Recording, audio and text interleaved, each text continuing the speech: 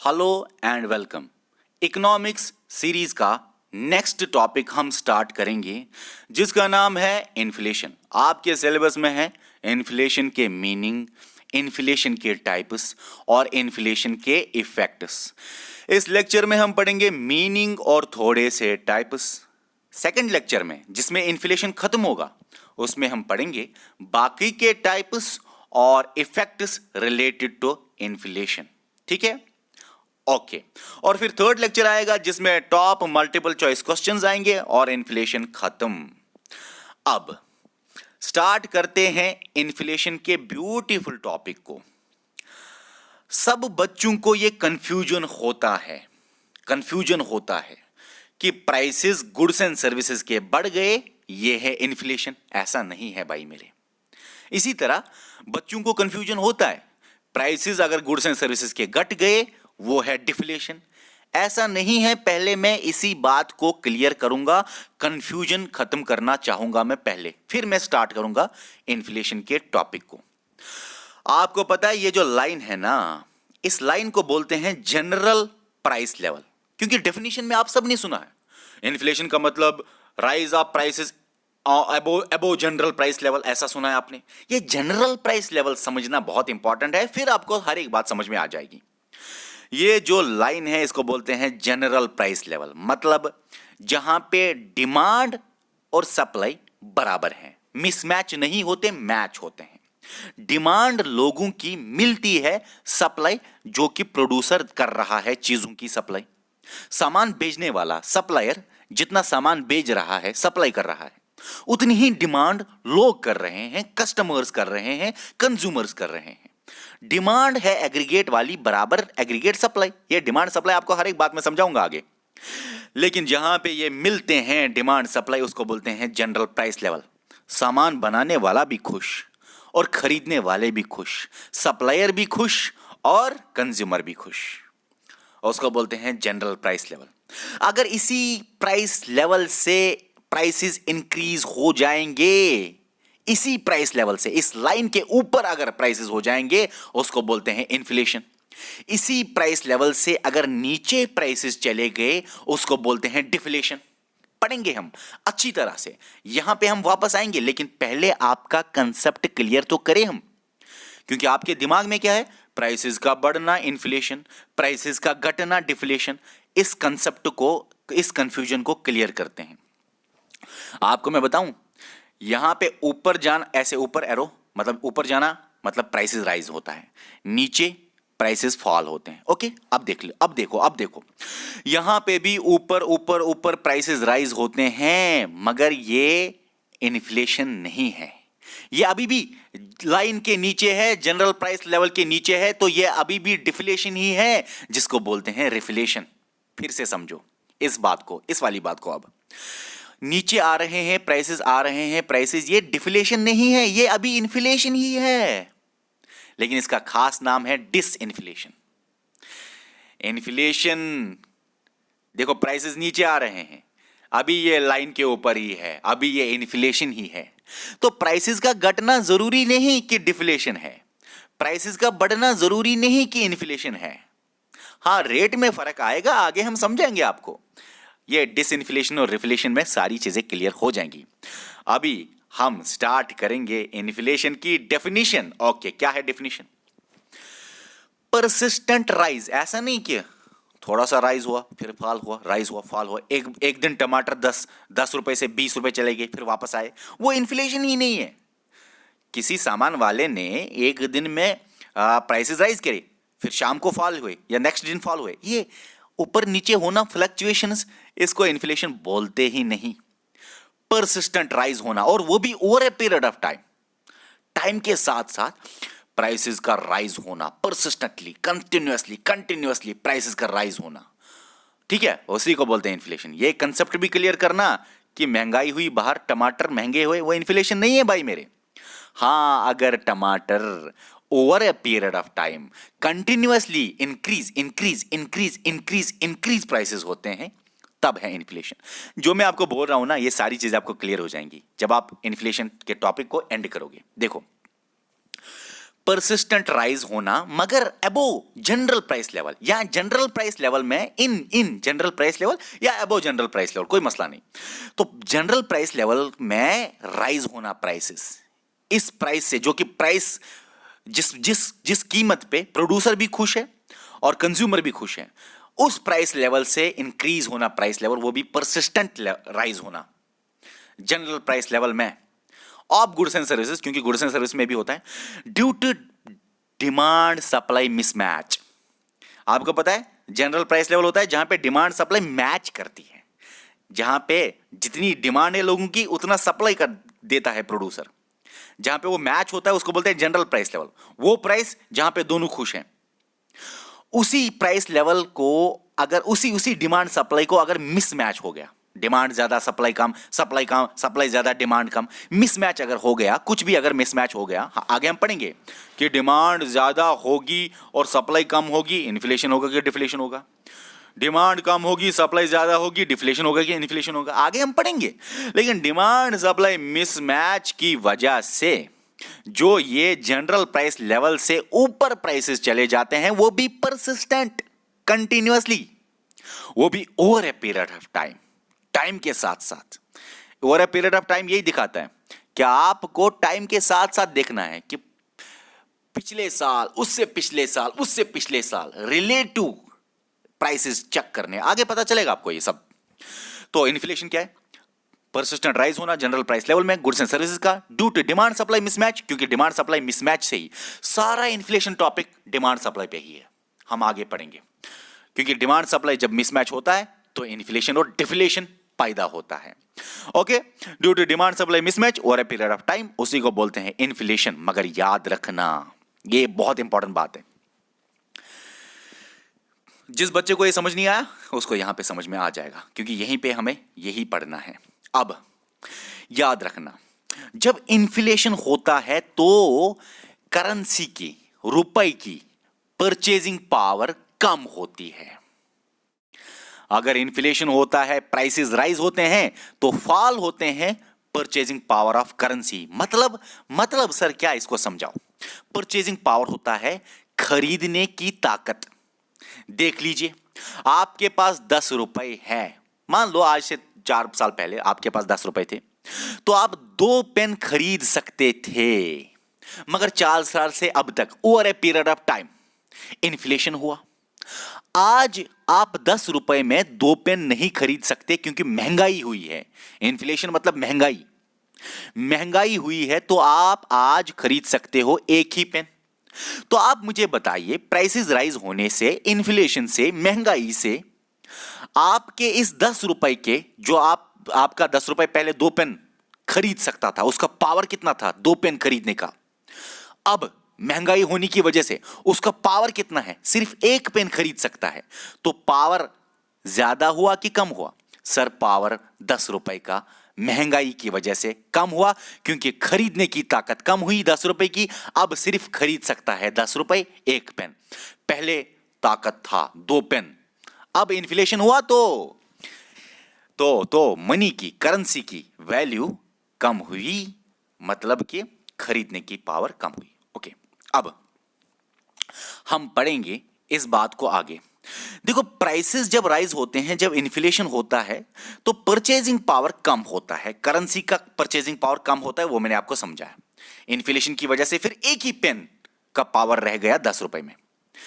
इसी तरह अगर अब प्राइसेस फॉल होंगे, मतलब डिफ्लेशन होगा, वो बात अलग है। Over a period of time persistent fall होगा जनरल प्राइस लेवल का of goods and services due to demand supply mismatch over a period of time. यहां पे परसिस्टेंट राइज है, डिफ्लेशन में परसिस्टेंट फॉल है, ठीक है ना? हाँ, प्राइसेस अगर फॉल हुए परसिस्टेंटली, मान लिया डिफ्लेशन हो गया, मान लिया डिफ्लेशन की वजह से परचेजिंग पावर ऑफ करेंसी बढ़ता है। याद रखना, इसको हम आगे भी पढ़ेंगे वैसे। चलिए अब हम नीचे आते हैं, देख लीजिए, ये आपका वो लाइन है जिसको बोलते हैं जीरो प्राइस लेवल या जनरल प्राइस लेवल या आइडियल प्राइस लेवल, जिसमें इन्फ्लेशन डिफ्लेशन है ही नहीं, कस्टमर भी खुश, प्रोड्यूसर भी खुश, ठीक है। या आप ऐसे भी कह सकते हो, कुछ बुक्स ऐसे लिखती हैं कि जिस प्राइस पे प्रोड्यूसर बोलता है कि मिनिमम पैसा मुझे इतना मिलना चाहिए, उसको भी बोलते हैं जनरल प्राइस लेवल। मिनिमम मतलब कस्टमर भी खुश क्योंकि मिनिमम देने उसको, और प्रोड्यूसर भी खुश क्योंकि वो मांग रहा है बेचारा मिनिमम। ओके, अच्छा, ये जो लाइन है जिस पे दोनों खुश है, इसको बोलते हैं zero price level, general price level या आइडियल प्राइस लेवल। ठीक है, अब याद रखना, इसी प्राइस लेवल से अगर परसिस्टेंट राइज होते हैं, प्राइसेस कंटिन्यूअसली राइज होते हैं अबव जनरल प्राइस लेवल, ठीक है ना, over a period of time due to demand supply mismatch, उसको बोलते हैं इन्फ्लेशन। ठीक है, मगर इन्फ्लेशन बहुत डेंजरस है अगर चला जाएगा ऊपर। वैसे तो थोड़ा सा इन्फ्लेशन फायदेमंद है, याद रखना, डिफ्लेशन पूरा का पूरा डेंजरस है। D for deflation, D for dangerous. Inflation थोड़ा सा अगर हो तो फायदेमंद है, टारगेट इन्फ्लेशन में समझ आ जाएगा। देखो, हां भाई इन्फ्लेशन हुआ, लेकिन इन्फ्लेशन को वापस लाना पड़ेगा, मतलब कि प्राइसेस फॉल करने पड़ेंगे। प्राइसेस कम हो रहे हैं, प्राइसेस कम हो रहे हैं, अभी भी इन्फ्लेशन ही है। इन्फ्लेशन को कंट्रोल कर रहे हैं, इन्फ्लेशन को नीचे ला रहे हैं, इन्फ्लेशन को जनरल प्राइस लेवल के बराबर कर रहे हैं। इन्फ्लेशन को नीचे लाना उसको बोलते हैं डिसइन्फ्लेशन। इन्फ्लेशन के रेट को कम करना उसको बोलते हैं डिसइन्फ्लेशन। इन्फ्लेशन को कंट्रोल करना उसको बोलते हैं डिसइन्फ्लेशन। ठीक है, अच्छा, हाँ भाई इन्फ्लेशन को कंट्रोल करना है, लेकिन इतना ही कंट्रोल करना है कि ये यहां तक पहुंचे। थोड़ा सा इन्फ्लेशन रखे, टारगेट इन्फ्लेशन आगे समझाऊंगा, टारगेट रुको अभी।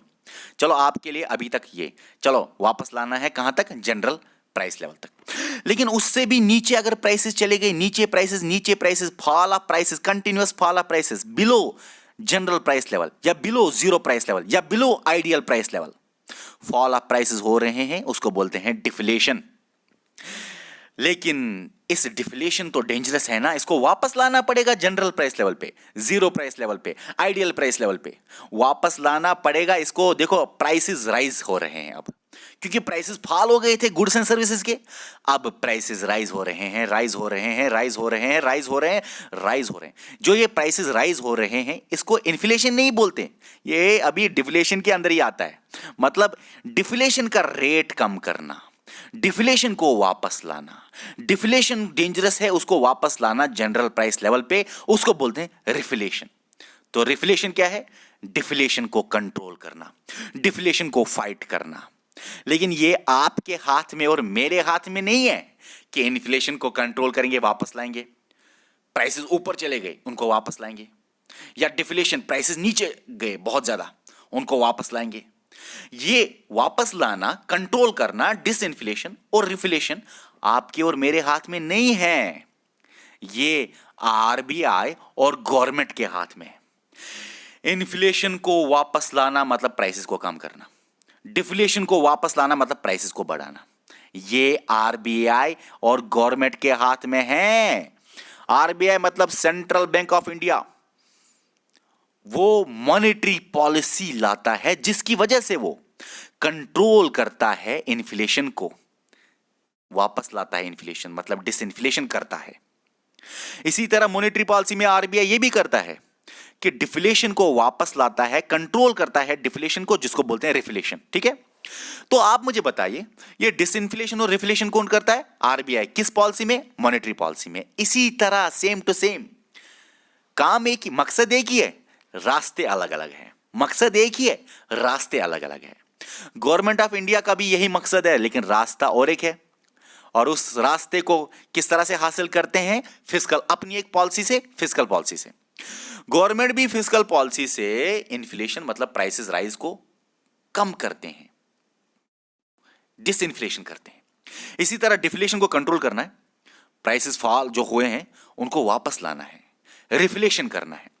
तो डिसइन्फ्लेशन और रिफ्लेशन गवर्नमेंट ऑफ इंडिया किसकी वजह से, कौन सी पॉलिसी से करता है, fiscal policy. Fiscal policy government of India से की है, मॉनेटरी पॉलिसी आरबीआई की है। दोनों के मकसद एक ही है, मगर रास्ते अलग अलग हैं। दोनों के मकसद क्या होते हैं, इन्फ्लेशन को कंट्रोल करना, डिसइन्फ्लेशन करना, डिफ्लेशन को कंट्रोल करना, रिफ्लेशन करना। ओके ओके ओके, समझ आ गया सर, इतना ज्यादा रिपीट मत कीजिए। ओके, अब आपको मैं बताऊं कि इन्फ्लेशन जो है ना उसके कुछ टाइप्स भी हैं। थोड़ा सा इन्फ्लेशन होना, फिर ज्यादा इन्फ्लेशन होना, फिर ज्यादा इन्फ्लेशन होना, कितनी तेजी से इन्फ्लेशन बढ़ रहा है, स्पीड पे, on the basis of speed पे इन्फ्लेशन के कुछ टाइप्स हैं। और डिफ्लेशन के types on the base of speed किसी बुक ने नहीं दिए हैं, लेकिन आपके लिए हमने बनाया है। आप टेंशन मत ही लीजिए, बुक का कीड़ा नहीं बनना चाहिए। बुक खोल के हर एक चीज नहीं मिलती है, कॉमन सेंस से भी बातें बहुत ज्यादा समझ में आ जाती है और हर एक बात आपको समझाएंगे। देखो भाई मेरे, ये जो इन्फ्लेशन हुआ अबो जनरल प्राइस लेवल, और एक बात, ये जो लाइन के ऊपर इन्फ्लेशन है ना, इसको बोलते हैं पॉजिटिव में प्राइसेस जाना। लाइन के नीचे डिफ्लेशन है ना, इसको बोलते हैं नेगेटिव में प्राइसेस जाना। और इन्फ्लेशन से एक फायदा मिलता है एम्प्लॉयमेंट, डिफ्लेशन से एक नुकसान होता है अनएम्प्लॉयमेंट। वो भी इन्फ्लेशन अगर थोड़ी सी हो तब एम्प्लॉयमेंट। ठीक है, अभी मैंने एक बात आपको बोला, देखो मैंने बोला आरबीआई कंट्रोल करता है इन्फ्लेशन को, लेकिन असल में वो लाता है पता है कहां तक, तो यहां तक, थोड़ा सा जनरल प्राइस लेवल से ऊपर ही रखते हैं। आरबीआई और गवर्नमेंट भी, आरबीआई और गवर्नमेंट इन्फ्लेशन को वापस लाता है यहां तक, डिफ्लेशन को भी वापस लाता है रिफ्लेशन करके यहां तक, थोड़ा सा वो इन्फ्लेशन ही रखते हैं। ये लिखा है टारगेट इन्फ्लेशन। टारगेट जो होता है आरबीआई का और गवर्नमेंट ऑफ इंडिया का, टारगेट इन्फ्लेशन का मतलब इनका टारगेट होता है कि थोड़ा सा हम इन्फ्लेशन रखें। क्यों? क्योंकि इन्फ्लेशन का फायदा है एम्प्लॉयमेंट, लेकिन अगर थोड़ा हो, अगर ज्यादा हो तब तो डेंजरस है। डिफ्लेशन का कोई फायदा ही नहीं है, क्योंकि उससे नुकसान होता है। कौन सा नुकसान होता है? अनएम्प्लॉयमेंट। इसीलिए आरबीआई और गवर्नमेंट अपनी अपनी पॉलिसीज में इन्फ्लेशन और डिफ्लेशन को कंट्रोल करके, डिसइन्फ्लेशन और रिफ्लेशन करके वो वापस लाना चाहते हैं। डिफ्लेशन में नहीं लाना चाहते, वो वापस लाना चाहते हैं डिसइन्फ्लेशन की वजह से थोड़ा सा इन्फ्लेशन रखते हैं। मतलब कि थोड़ा सा इन्फ्लेशन रखते हैं, डिफ्लेशन थोड़ा सा नहीं रखते। जो ये थोड़ा सा इन्फ्लेशन रखना है, दोनों का दोनों मकसद, उसको बोलते हैं टारगेट इन्फ्लेशन। थोड़ा सा टारगेट इन्फ्लेशन वो कितना होता है? 2 से 6% इन्फ्लेशन। ओके, अब हम पढ़ेंगे, आपको हर एक बात अब क्लियर हो जाएगी। देख लीजिए, ये जो इन्फ्लेशन के टाइप्स हैं वो हम पढ़ेंगे on the base of speed. Creeping inflation, walking या trotting inflation, running inflation, galloping inflation, hyper inflation. अब हर एक बुक अलग अलग परसेंटेज रेट देती है। देखो ये 4% का मतलब पता है? मतलब अगर कोई सामान है 100 रुपए का, तो 100 रुपये है zero price level, ideal price level, general price level. ठीक है, 100 रुपये कोई सामान है 100 का। आपके सामने मोबाइल है ना, 100 रुपए का है, ठीक है, जनरल प्राइस लेवल। ये अगर अगले साल मेरे हर एक बात पे ध्यान देना, मैंने बोला अगले साल, क्योंकि ये ईयरली देखा जाता है।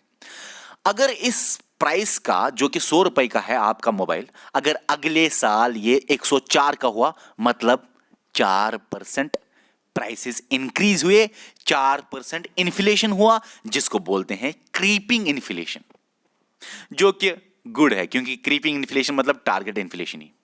वो बात अलग है, टारगेट इन्फ्लेशन थोड़ा सा क्रीपिंग इन्फ्लेशन से ज्यादा होता है, 4 से ऊपर 6 तक। ओके, अच्छा, मैंने लिखा ना 2 से 6% यहां पे टारगेट इन्फ्लेशन में, 2 से 6। ओके, 6 मतलब यहां तक थोड़ा सा। अब समझ में आ गया, अगर ये थोड़ा सा इन्फ्लेशन का रेट ज्यादा हो, 10 रुपए का 100 रुपए का मोबाइल, लेकिन ज्यादा इन्फ्लेशन हो, 10% ज्यादा हो इन्फ्लेशन अगले साल। इस साल आपका 100 रुपए है, लेकिन इन्फ्लेशन 110 हो, ज्यादा हो इन्फ्लेशन, तो उस इन्फ्लेशन को बोलते हैं वॉकिंग इन्फ्लेशन या ट्रोटिंग इन्फ्लेशन। अगर इन्फ्लेशन ज्यादा हो जाए, 20% तक चला जाए, उसको बोलते हैं रनिंग इन्फ्लेशन। देखो, अगर सिर्फ 4% चला जाए तो क्रीपिंग, अगर 4 से 10 के दरमियान हो वॉकिंग ट्रोटिंग, 10 से 20 के दरमियान हो रनिंग इन्फ्लेशन, 20 से 50 के दरमियान हो गैलोपिंग इन्फ्लेशन, 50% से ज्यादा चला जाए, इन्फिनिटी लिखा है, 1000%, 1,00,000%, 1 करोड़%, 200 करोड़%, उसको बोलते हैं हाइपर इन्फ्लेशन। ये जो परसेंटेज का वैल्यू है हर एक बुक में अलग अलग दिया गया है। बदकिस्मती की बात है, जो ये इंडियन बुक्स, जितनी भी इंडियन किताबें बनती हैं, जब वो कुछ किताबें, हर एक किताब नहीं, कुछ किताबें बहुत जबरदस्त है, कुछ किताबें जो कुछ नोट्स बनते हैं वो नेट से कॉपी करते हैं, लेकिन हर एक कंट्री में अलग अलग तरह का रेट होता है, इसीलिए किताबों में वेरिएशन आती है। कोई बुक लिखती है 3% तक क्रीपिंग है, कोई बुक लिखती है 5% तक क्रीपिंग इन्फ्लेशन है, कोई बुक लिखती है डबल डिजिट वॉकिंग है, कोई बुक लिखती है ट्रिपल डिजिट। मतलब की बात है हर एक बुक में वेरिएशन है, और इसीलिए कभी भी इन परसेंटेज पे आपको सवाल नहीं आएगा। हाँ ऐसा सवाल आएगा, लेकिन हाँ बोलूंगा ना हर एक बुक में वेरिएशन है। बदकिस्मती की बात है जब कोई बुक लिखता है या कोई नोट तो वो कॉपी पेस्ट करता है। अरे अपनी कंट्री को देखो फिर करो डिसाइड अपनी बुक में क्या लिखना है। किसी भी वेबसाइट से आप इंफॉर्मेशन लाते हो, अरे वो उनकी कंट्री के हिसाब से है, हर एक कंट्री अलग अलग है, हर एक कंट्री का इन्फ्लेशन का फीचर अलग अलग है, हर एक कंट्री की अलग अलग पिक्चर होती है प्राइसेस राइज होने का।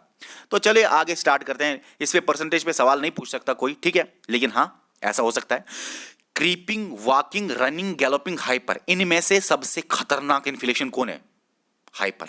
सबसे कम इन्फ्लेशन कौन है? क्रीपिंग। अच्छा इनमें से बेनिफिशियल इन्फ्लेशन जो फायदा देगी इन्फ्लेशन कंट्री के लिए, ठीक है, वो कौन सी है? क्रीपिंग इन्फ्लेशन, जिसकी वजह से फायदा है, जो कि पॉजिटिव है। क्रीपिंग इन्फ्लेशन, यहां पे पॉजिटिव नहीं समझना, पॉजिटिव का मतलब इसको ऊपर इन्फ्लेशन को बोलते हैं, प्राइसेस ऊपर हैं तो पॉजिटिव, नीचे ग्राफ में इस सब को बोलते हैं नेगेटिव।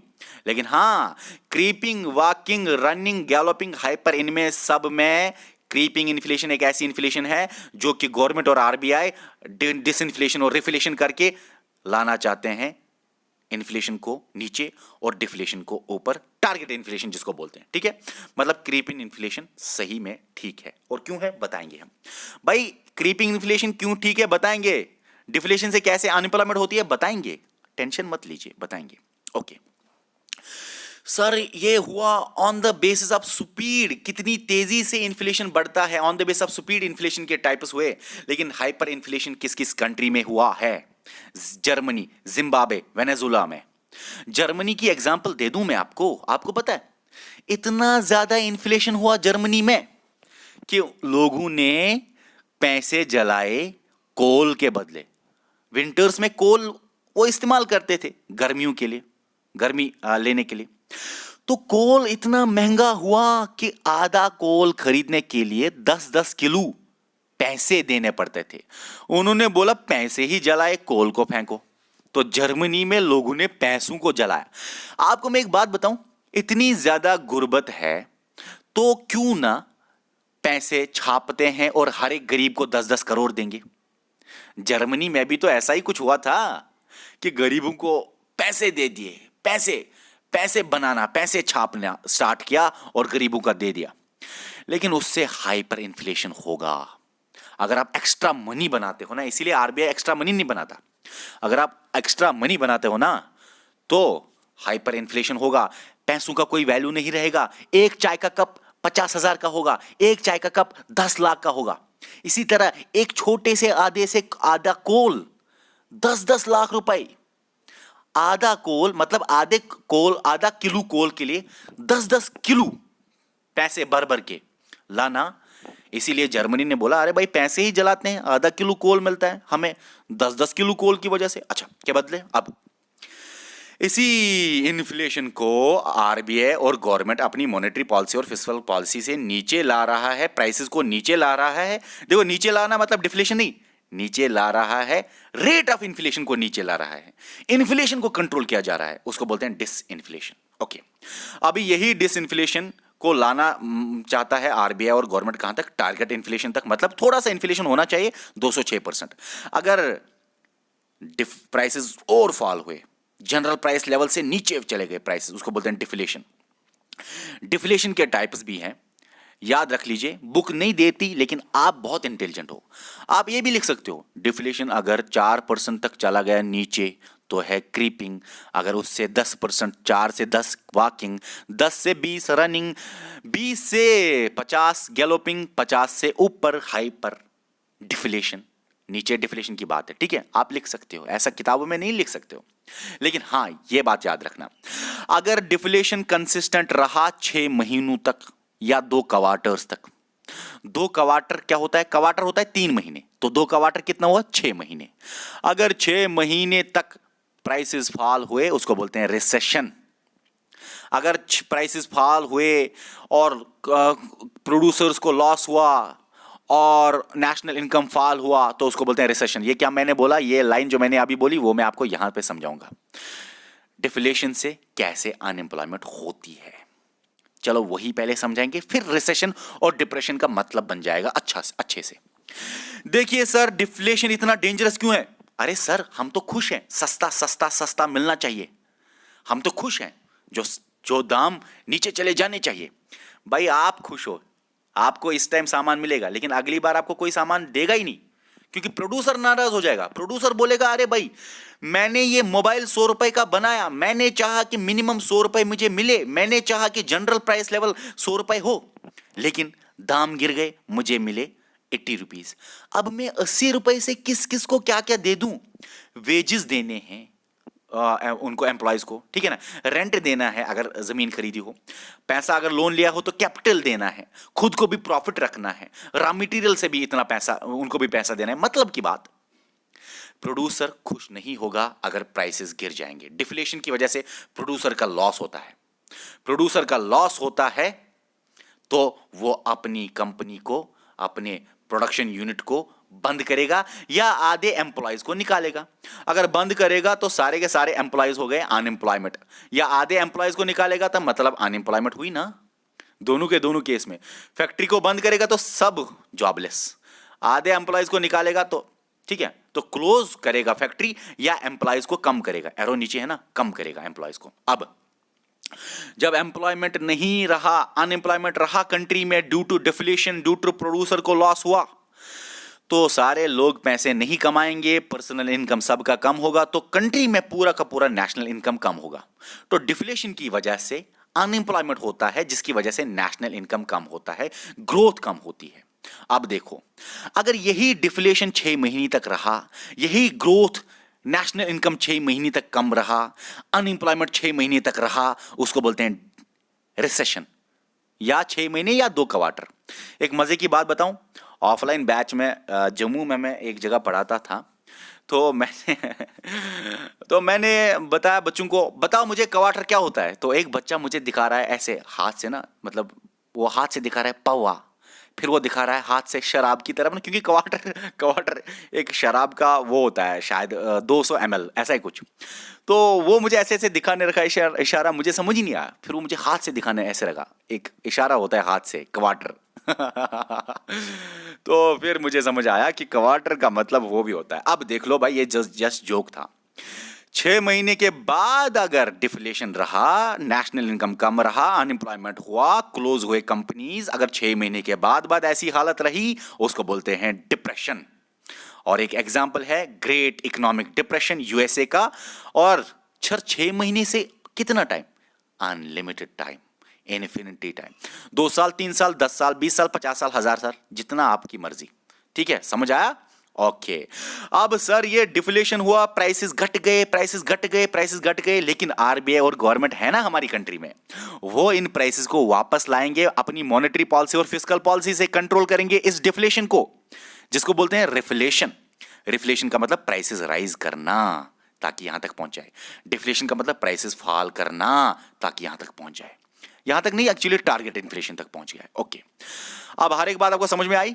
अच्छा सर, ये तो ठीक है, डिफ्लेशन से अनएम्प्लॉयमेंट होती है, सर इन्फ्लेशन से एम्प्लॉयमेंट कैसे मिलती है? आपने बोला ना इन्फ्लेशन, टारगेट इन्फ्लेशन, थोड़ा सा क्रीपिंग इन्फ्लेशन। अच्छा है, देखो कैसे।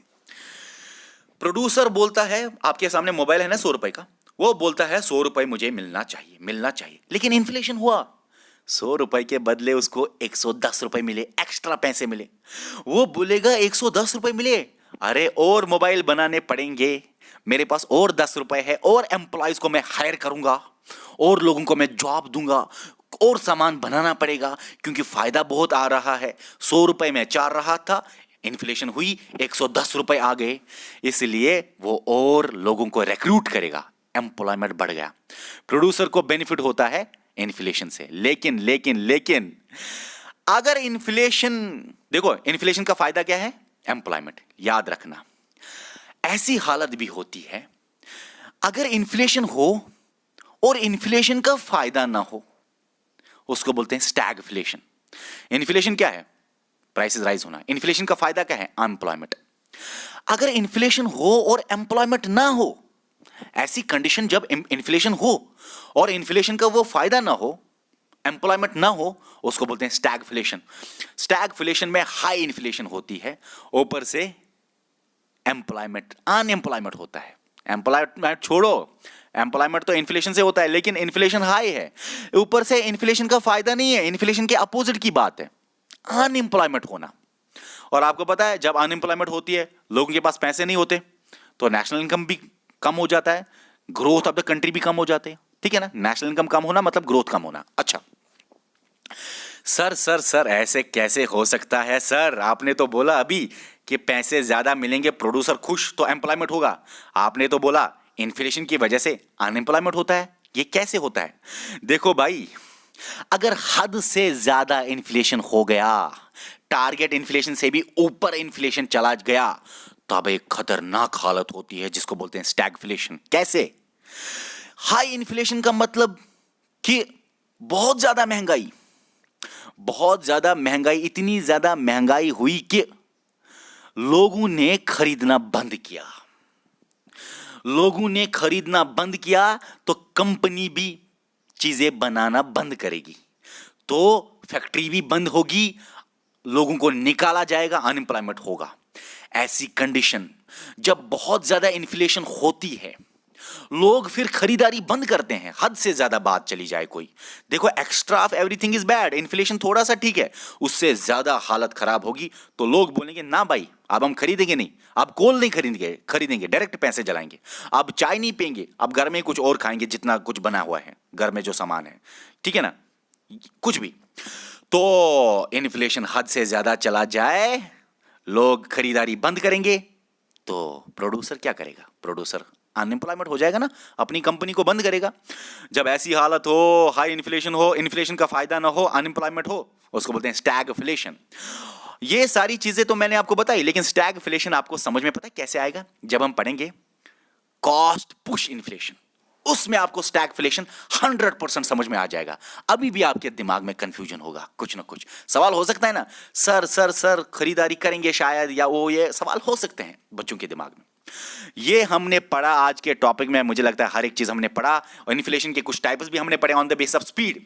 कल हम पढ़ेंगे इन्फ्लेशन के types on the base of cause, demand pull, cost push, monetary क्या होता है, bottleneck, profit push inflation, built in inflation, repressed inflation, stagflation क्या होता है, headline inflation, core inflation, structural inflation.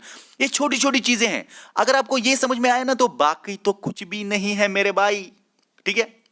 और इन्फ्लेशन जितना भी हम पढ़ेंगे कल के टाइप्स, उसके अपोजिट हमेशा से डिफ्लेशन होता है, ठीक है।